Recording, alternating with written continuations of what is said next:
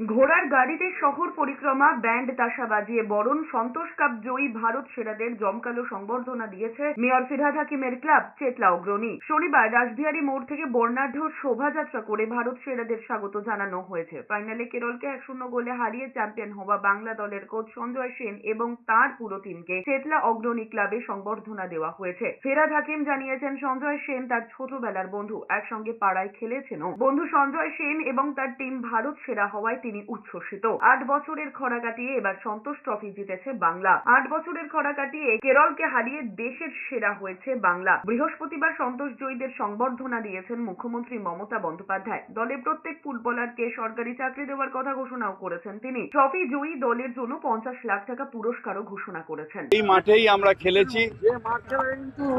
ও এই মাঠ থেকে রেল খেলেছে, ন্যাশনাল খেলেছে সঞ্জয় সেন। এখন সে কোয়ালিফাইড কোচ। ভারতবর্ষে কয়জন আছে আমি জানি না, কিন্তু একদম কোয়ালিফাইড কোচ, যার লাইসেন্স কোচ।